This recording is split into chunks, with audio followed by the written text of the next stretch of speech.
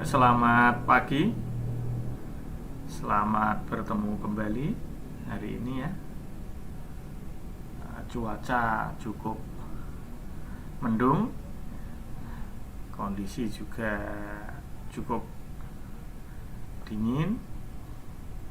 Semoga hari ini kita, keluarga kita, orang-orang terdekat kita, orang-orang yang kita cintai dalam kondisi yang baik-baik saja, dalam kondisi yang sehat, tidak kurang suatu apapun, dan selalu dalam lindungan Allah, Tuhan semesta alam.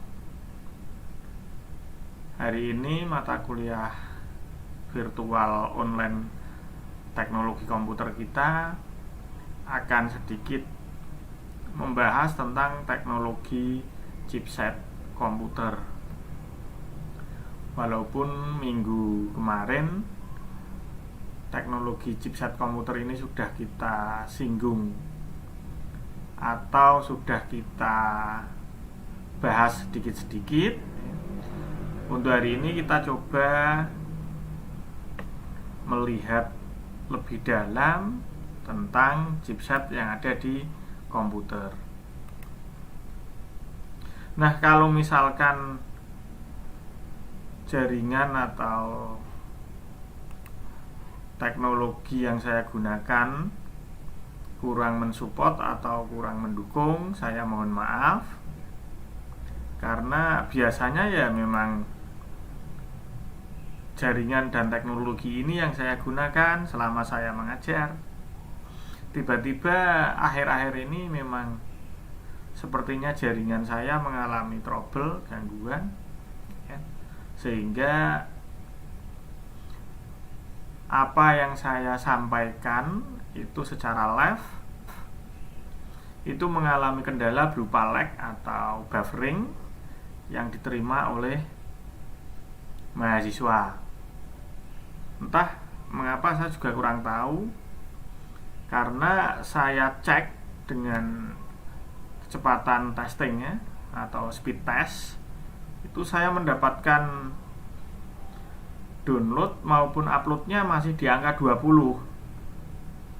Seharusnya dengan download dan uploadnya ada di angka 20, secara logika ya, secara teknis harusnya tidak terjadi lag dalam perkuliahan. Tapi entah mengapa saya juga sendiri kurang paham. Kadangkala lancar, tapi kadangkala mengalami lag, berhenti buffering. Nah, kalau cuma sekedar lag atau buffering saja mungkin masih agak mending ya, lumayan. Tapi kadang-kadang pas enaknya kuliah ya, santai-santai ya, tiba-tiba saja jaringan atau koneksi saya terputus. Nah, sehingga mengharuskan reconnect. Nah, kalau mengharuskan reconnect ini biasanya nanti itu link YouTube itu akan berubah. Jadi link materi yang harusnya sudah saya bagi yaitu ke teman-teman mahasiswa, tanpa disadari linknya itu berubah sendiri nanti. Jadi mohon maaf kalau memangnya akhir-akhir ini konektivitas dari jaringan atau teknologi dari internet saya mengalami sedikit gangguan, karena ini memang di luar dari jangkauan saya. Karena memang sudah saya cek ya, dengan speed test baik upload maupun download tetap saya dapatkan angka 20 Mbps. Dengan angka 20 Mbps ini ya seharusnya kenceng ya.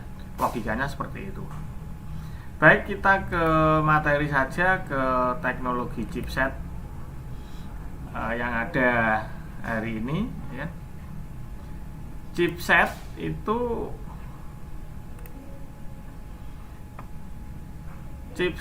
seringkali itu berarti seperti tulang belakang kalau kita mengilustrasikan pada manusia loh ya. Jadi ilustrasi chipset pada manusia itu bagaikan tulang belakang.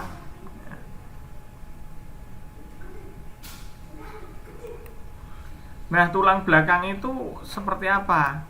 Kita tahu sendiri bahwa tulang belakang itu merupakan penyangga utama atau dia sebagai penyeimbang kondisi tubuh manusia. Sehingga kalau kita analogikan ke dalam sebuah teknologi ya, suatu chipset itu dia seperti penghubung ya, antara prosesor atau mikroprosesor dengan komponen-komponen yang lain. Komponen-komponen yang lain di dalam board ya, di dalam mainboard itu bisa berupa RAM, bisa berupa VGA, bisa berupa media penyimpanan, bisa berupa yang lain.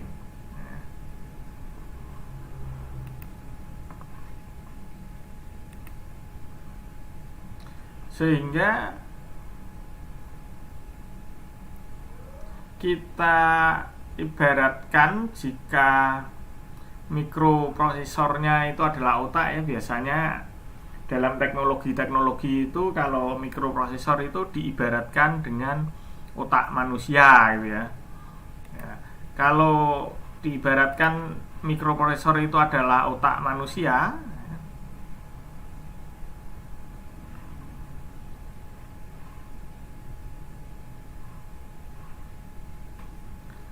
berarti kalau kalau chipset itu adalah tulang belakangnya.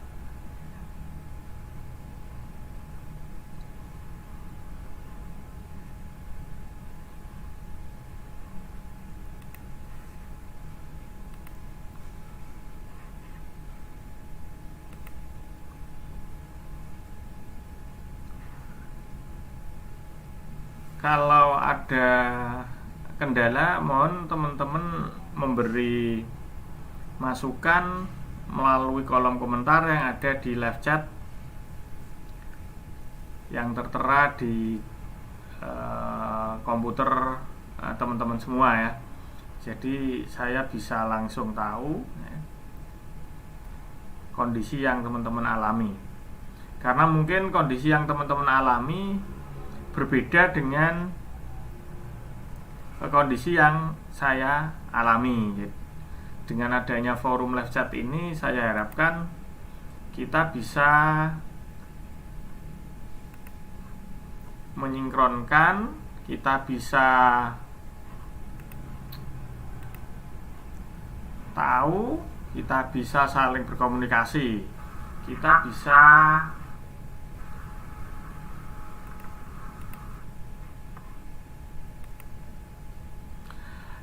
kita lanjutkan ke materi lagi, bahwa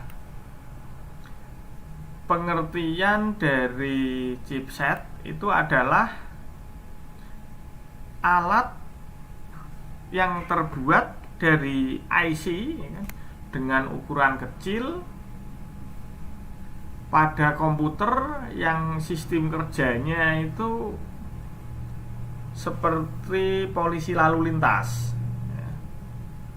Nah, komponen ini terdapat pada mainboard.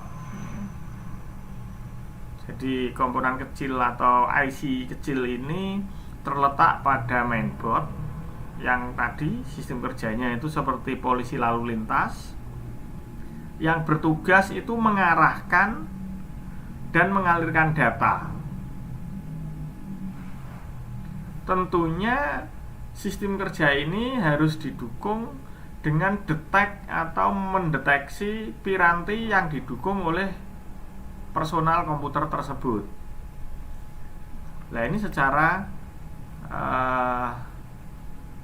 konsep pengertian dari sebuah chipset. Sehingga di sini chipset akan mengontrol interface atau penghubung-penghubung lain atau alat-alat yang lain atau koneksi antar CPU.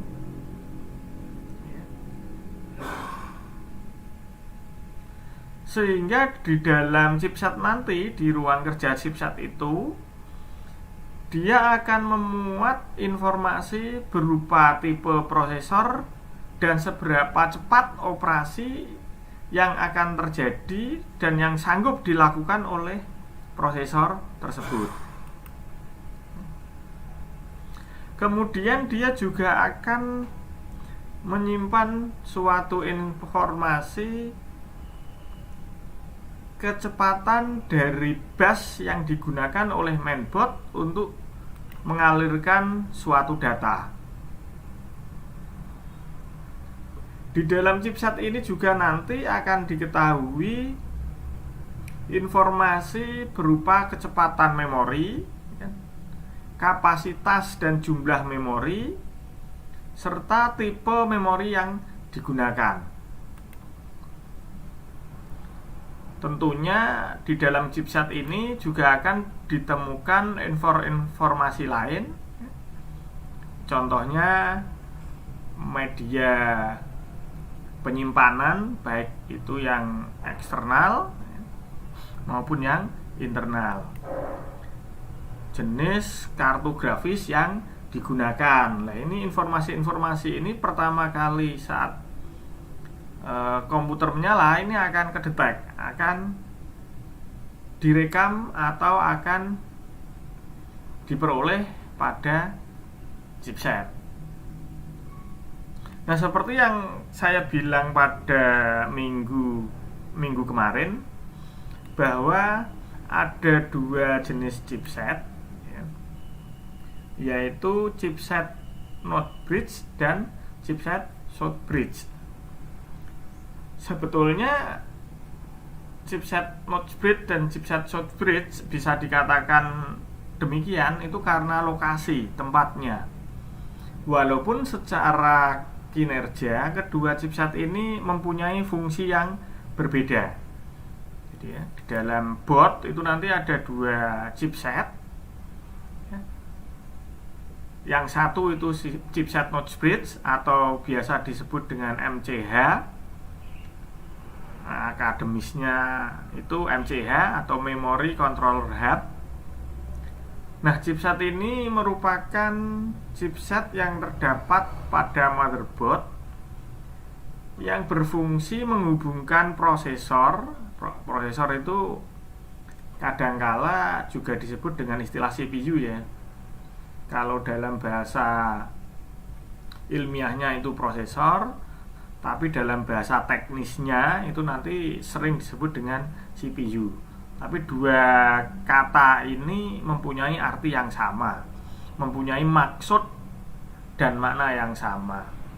Nah, chipset ini yang model Memory Controller Hub ini itu menghubungkan antara prosesor dengan memori, terus dia juga menghubungkan dengan sistem graphic controller atau video graphic. Nah, hubungan antara prosesor, memori, dan video graphic ini itu akan melalui jalur yang disebut dengan serial bus. dimana jalur serial bus ini dia akan mempunyai kecepatan yang tinggi. Nah, ini chipset yang Notch Bridge atau MCH. Sehingga fungsi dari chipset yang Notch Bridge ini otomatis dia sebagai pengendali komunikasi antara prosesor ke RAM maupun sebaliknya ya, RAM ke prosesor, prosesor ke adapter graphic controller atau video graphic tadi, maupun sebaliknya ya kan, dari AGP ke prosesor, terus dari prosesor ke PCI Express ya kan, dan lain-lain ya.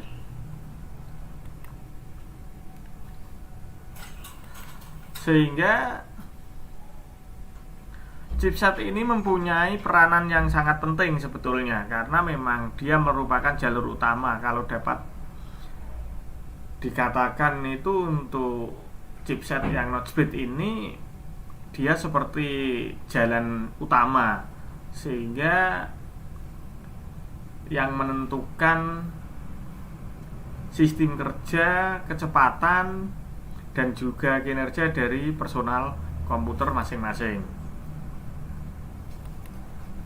Terus kemudian yang chipset Notch Bridge, chipset Short Bridge ya, dimana chipset Short Bridge ini merupakan jenis chipset yang berhubungan dengan periferal. Jadi nanti di dalam komputer itu kita mengenal adanya istilah periferal, kita mengenal adanya aksesoris, dan kita mengenal adanya piranti atau perangkat. Ini kalau yang kuliahnya itu offline ya, kuliah offline biasanya saya kasih tugas ini nih ya. Jadi saya kasih tugas untuk pergi atau mengunjungi sejumlah toko komputer. Nah, di sana nanti tak suruh itu nanti bertanya-tanya ke toko tersebut, mencari tahu jenis-jenis periferal, jenis-jenis aksesoris, dan jenis-jenis piranti atau teknologi yang terbaru. Itu untuk yang kuliah offline. Nah, kalau kuliah online ya nanti Anda cari informasi sendiri saja, perbedaan antara aksesoris atau aksesoris komputer ya. Jadi ini bukan tugas wajib Anda kerjakan, bukan ya, tapi hanya untuk mengasah kemampuan kita, sehingga Anda jangan merasa terbebani dengan tugas yang saya berikan. Nah, ini tugas ini untuk mengasah dan menambah skill kemampuan kita di bidang komputer. Jadi nanti Anda cari saja referensi, literatur, atau tanya-tanya, terserah ya. Itu perbedaan antara perangkat komputer atau piranti komputer ya. Kadang ada yang menyebut perangkat komputer, kadang ada yang menyebut piranti komputer ya. Jadi nanti Anda cari perbedaannya antara perangkat atau piranti komputer tadi dengan periferal dan aksesoris. Jadi ketiga kata ini, aksesoris komputer, periferal komputer, dan perangkat komputer. Nanti Anda cari perbedaannya. Kita balik ke chipset lagi yang Short Bridge ini. Nah, chipset Short Bridge ini mendukung kinerja dari periferal. Seperti contohnya dia mengontrol bus IDE, terus mengontrol jalur USB, mengontrol peralatan plug and play atau PNP gitu ya. Ini tugas dari chipset Short Bridge. Karena dia bertugas sebagai pengontrol periferal, otomatis ya, selain IDE, USB, dan PNP tadi, dia juga mengontrol fungsi dari keyboard, mengontrol fungsi dari mouse, bahkan power management pada mainboard ini menjadi tugas dan tanggung jawab di set yang Shortbreed. Jadi kalau yang internal main bassnya itu yang mengontrol adalah chipset Notchbreed. Kalau yang bass peripheral itu yang mengontrol adalah chipset Shortbreed. Jadi nanti bisa kita lihat gambarnya yang chipset Shortbreed itu letaknya di mana, yang Notchbreed itu letaknya di mana. Nah, ini bisa Anda lihat itu ya.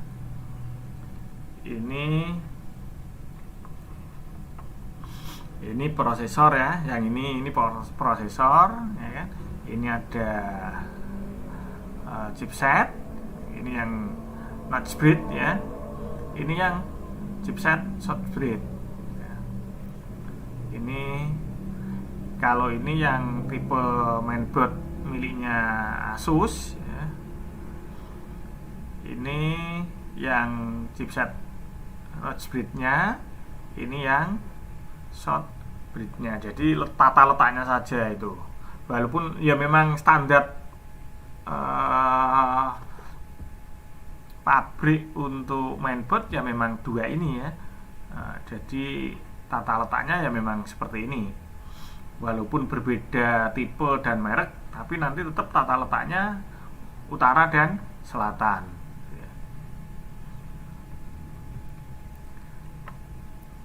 Kalau ada kendala silahkan tanyakan melalui media live chat ya. Jadi saya bisa tahu apa yang Anda alami.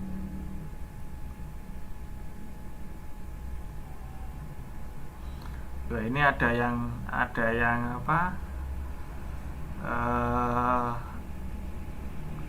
bukan bertanya ya, tapi pemberitahuan. Maaf Pak, saya absen dari akun teman saya karena paketan saya habis. Nah ini. Intinya gini, untuk presensi Anda harus melalui siakat.stecom.ac.id. Jadi kehadiran Anda ya, jadi teman-teman itu hadir mengikuti perkuliahan online tidak hanya dengan saya, tapi juga dengan dosen yang lain. Itu presensi yang diakui hanya melalui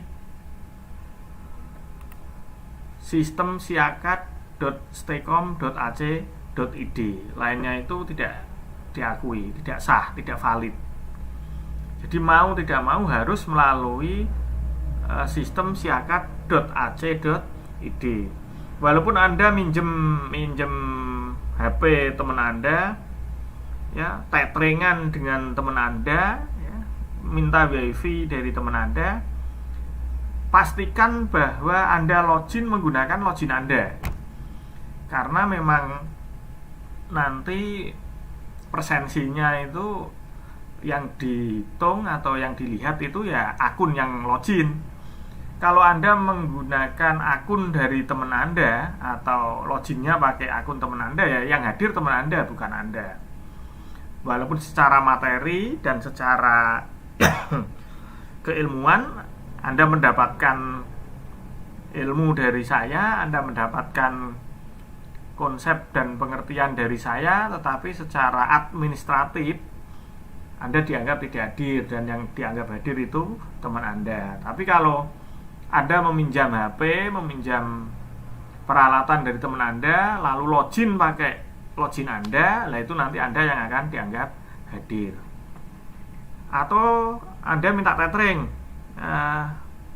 bro, saya kasih tetheringannya karena kuota saya habis. Nah ini kalau seperti ini nanti loginnya kan sendiri-sendiri. Nah ini tetap terhitung sendiri-sendiri. Intinya login ke siakatnya tadi menggunakan akun masing-masing mahasiswa. Kalau saya nggak masalah kalau saya. Jadi saya mau pakai akun siapapun, yang jelas saya itu menyampaikan dan memberikan sebuah konsep tataran keilmuan. Nah, masalah kehadiran itu kan kadangkala ada beberapa dosen yang sangat memperhatikan kehadiran dari mahasiswa. Bahkan ada aturan persyaratan bisa mengikuti ujian itu sekian persen nilai kehadiran mahasiswa itu. Sepertinya seperti itu. Jadi mahasiswa itu bisa mengikuti ujian kalau hadir minimal 60% katakanlah. Jadi nanti dengan 60% itu sudah bisa mengikuti ujian itu. Ada yang seperti itu. Gitu ya Mas Julio. Semoga informasi yang saya berikan ini istilahnya bisa memberikan sebuah gambaran ke teman-teman semua bahwa karakter sistem pengajaran maupun model masing-masing dosen itu berbeda-beda, tidak sama. Jangan khawatir, kuliah saya nggak lama-lama, kan? Paling kuliah saya itu sekitar 30 menit lebih gitu ya. Itu saja. Dan materinya pun nggak berat-berat karena memang materi dasar. Kebetulan yang saya pegang itu mata kuliahnya itu hampir rata-rata materinya materi dasar semua. Karena memang saya nggak menguasai materi yang levelnya itu tinggi-tinggi ya. Jadi ilmu saya itu masih rendah, ya kan? Nggak seberapa dibanding dengan teman-teman yang lain. Sehingga saya itu cukup dengan materi-materi yang ringan-ringan.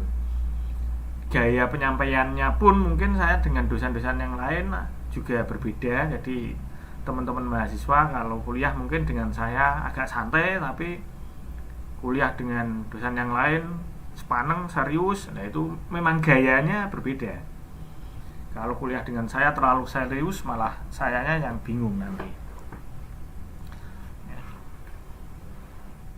Nah ini sebuah jawaban tadi kenapa bisa dinamakan dengan istilah notch bridge maupun short bridge. Ya, kita lihat kenapa ya. Ini jawabannya.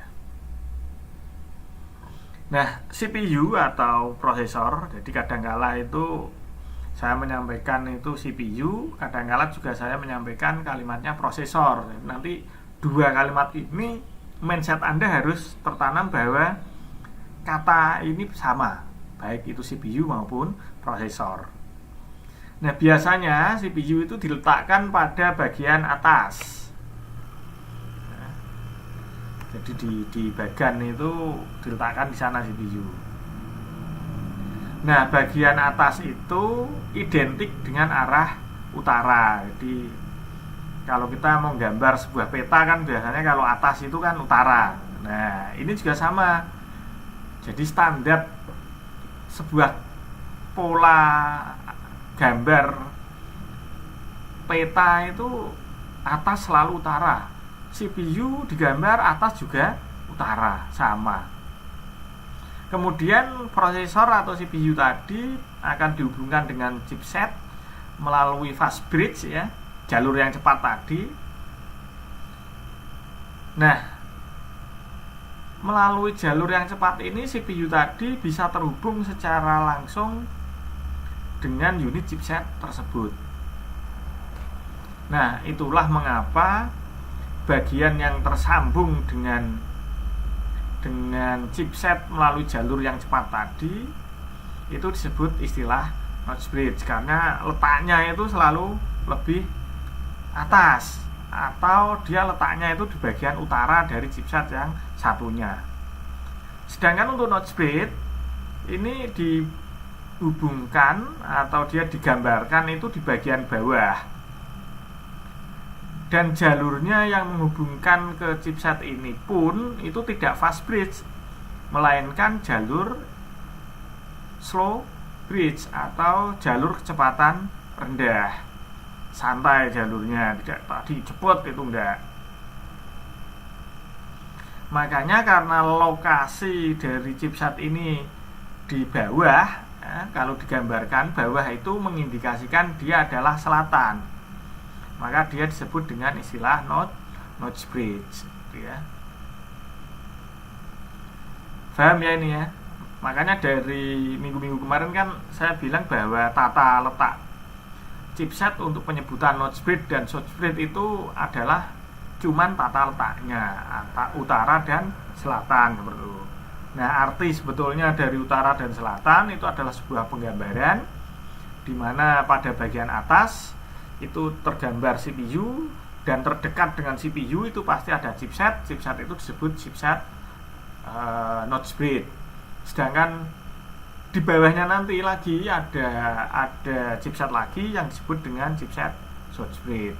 Kalau short bridge itu busnya adalah low, tidak cepat, tapi kalau yang notch bridge itu chipsetnya adalah yang high, dia kecepatannya tinggi atau fast ya, bisa high bisa fast. Nanti kadang-kadang saya nulisnya itu fast ya, kadang-kadang saya nulisnya high gitu. Nah, fungsi dari sebuah chipset pada motherboard yang pertama adalah untuk mengontrol proses input maupun output ya. Motherboard itu kan kadang-kadang dia memperoleh input, dia memperoleh output lah, otomatis yang mengontrol proses input maupun output inilah nanti tugasnya dari chipset. Fungsi lain dari chipset itu adalah mengatur aliran data dari satu komponen ke komponen yang lain. Jadi antara memori ke prosesor, antara memori ke VGA, antara VGA ke prosesor, antara prosesor ke media penyimpanan, yaitu dikendalikan oleh chipset.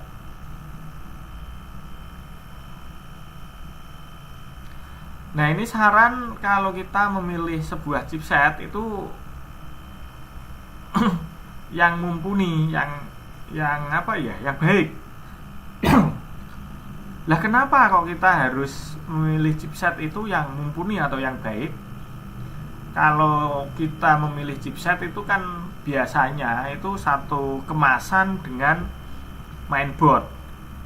Jadi nggak bisa kita pilih chipset sendiri, mainboard sendiri, itu nggak bisa, kecuali model kanibalan. Mobil kanibal itu kita melihat chipset ukuran dan jenisnya sama, lantas kita lepas, kita masukkan, kita tanamkan ke motherboard yang lain dengan tipe dengan ukuran dan pin yang sama tadi itu ya. Tapi biasanya kalau kita membeli itu chipset itu sudah satu kemasan dengan mainboard. Biasanya kalau kita booting pertama itu muncul kalau produknya Asus ya muncul Asus, kalau produknya Nvidia muncul Nvidia, kalau produknya VIA muncul VIA, kalau produknya AMD ya muncul AMD, seperti itu. Itu berarti artinya dia sudah di branded satu kemasan dengan mainboard.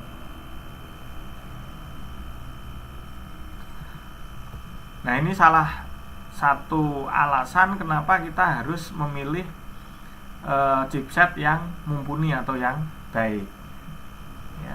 Setiap chipset yang ditanamkan pada mainboard atau motherboard tadi itu biasanya merupakan jenis chipset yang identik dengan komponen komputer tertentu ya. Kalau Asus ya, Asus misalkan ya, berarti nanti komponen identiknya komponen ini. Oh, saya menggunakan chipsetnya Nvidia.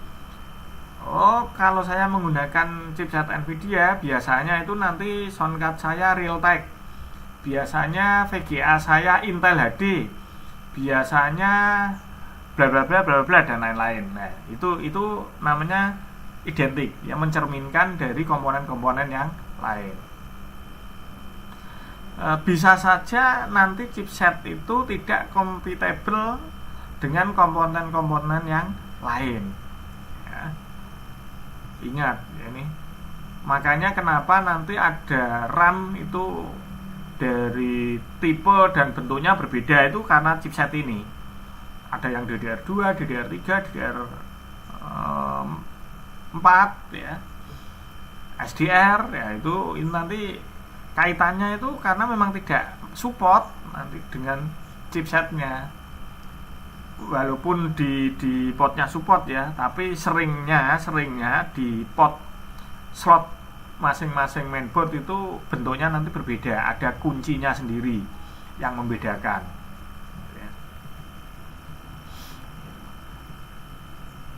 Contoh ya, chipset itu Intel, ini produknya Intel itu ya, bisa x58 sampai dengan Centrino, sampai dengan 965 dan lain-lain, itu contoh yang Intel. Ini contohnya yang AMD ya, atau AT Radeon ya, itu. Terus ada Nvidia ya, ada Enforce ya, kemudian ada VIA ya. Tadi yang seperti saya sampaikan, ini contoh-contoh chipset yang ada di pasaran.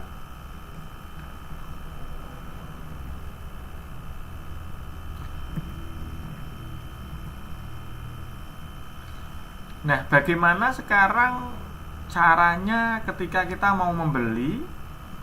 Kita harus memilih chipset yang tepat.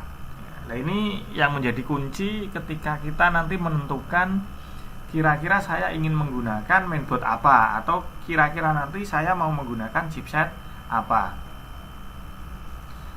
Yang pertama ya, adalah jenis chipset yang digunakan dulu. Anda bisa tahu ya, nanti di bagan atau dus itu biasanya tertulis itu chipsetnya jenis apa kan? Terus mendukung apa saja. Kalau dusnya sudah hilang ya berarti biasanya itu di baliknya ada, atau mungkin nanti di boardnya itu tertulis juga. Kalau kita baca itu juga ada seperti tadi ya, saya tunjukkan di awal-awal tadi ya, pas waktu gambar chipset yang Northbridge sama Southbridge tadi itu bisa kita ketahui. Terus yang kedua, perhatikan kecepatan interkoneksi antar chipset Northbridge dengan Southbridge-nya. Kalau yang dulu-dulu kecepatannya itu yang terendah itu 133 Mbps.